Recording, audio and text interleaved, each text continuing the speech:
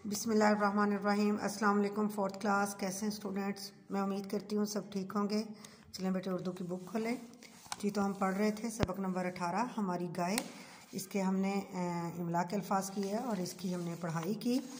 और आज जो है हम इसके अल्फाज मायने करेंगे और उसके बाद इसकी तफ़हीम है। सवाल नंबर 1 है जिसमें है अलिफ और बे हम पढ़ चुके हैं।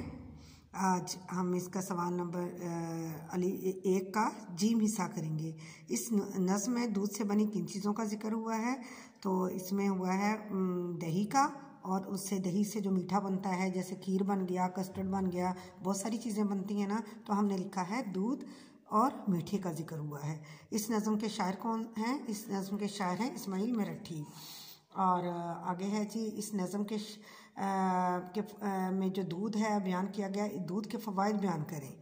दूध के फ़वाइद हैं, दूध के तो बहुत ज़्यादा फ़ायदे हैं, लेकिन हम इसमें से तकरीबन 3 लिखेंगे। दूध से हम दही बनाते हैं और लस्सी बनाते हैं, दूध से हमें मक्खन हासिल होता है, दूध से हम चाय बनाते हैं। ठीक है।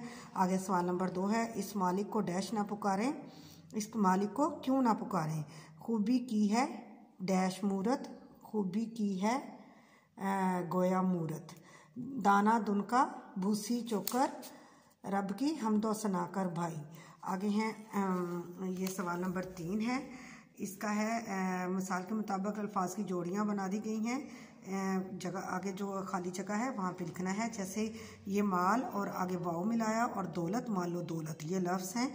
2 लफ्ज़ मिलके एक मतलब देते हैं। ठीक है। इसी तरह बाकी लफ्ज़ों को हमने मिलाना है, वाव को दरमियान में ला के इसकी जोड़ी बनानी है। सुबह के साथ आएगा शाम। ठीक है। सुबह शाम, आमदो रफ्त, आम आमद, ये है आमद, आमदो रफ्त। आगे है रस्म रवाज, दिलो जान, रंगो रोगन। ठीक है। आगे एराब लगाना है। लफ्ज़ की सही अदायगी करके उसके मुनासबत से आपने एराब लगाने हैं। शुक्र तो पेश की आवाज़ आती है। रब रे के बे के ऊपर ज़ोर देना है तो शद आएगी। दूध दाल के ऊपर पेश आता है और ध दाल के ऊपर ज़बर, दूध। मालिक मीम के ऊपर ज़बर, लाम के नीचे ज़ेर, काफ पे जज़्म, खूबी खे के ऊपर पेश, बे के नीचे ज़ेर और ये से मिला दिया।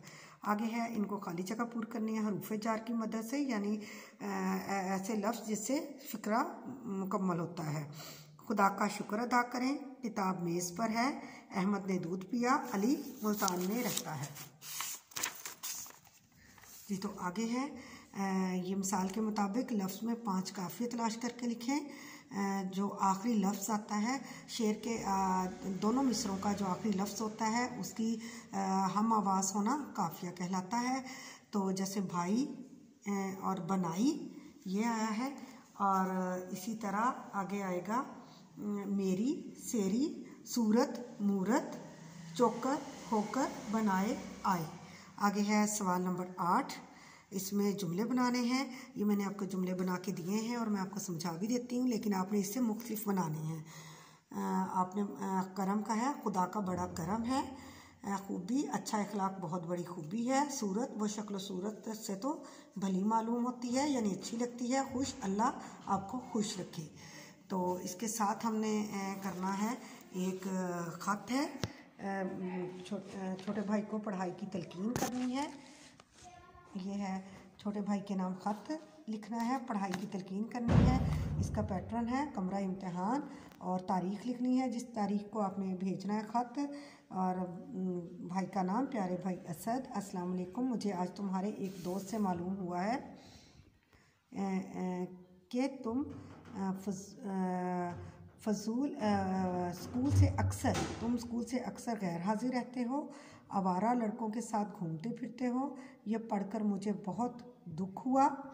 अगर तुम बुरी आदतों का शिकार हो रहे हो कि तुम बुरी आदतों का शिकार हो रहे हो, सालाना इम्तहान सर पर है, मैं तुम्हें नसीहत करता हूँ कि खूब दिल लगाकर मेहनत करो, बाकायदगी से स्कूल जाया करो ताकि अच्छे नंबरों से पास हो सको। मैं उम्मीद करता हूँ कि तुम आइंदा शिकायत का मौका नहीं दोगे। वस्सलाम, तुम्हारा बड़ा भाई अबू बकर। ठीक है। आपने इसको अच्छे से याद करना है। इस तरह हमारा ये जो है सिलेबस इस टर्म का मुकम्मल हो गया है, और इंशाल्लाह आपको फिर दोहराई टेस्ट लिए जाएंगे आपसे। ओके जी, अल्लाह हाफ़िज़।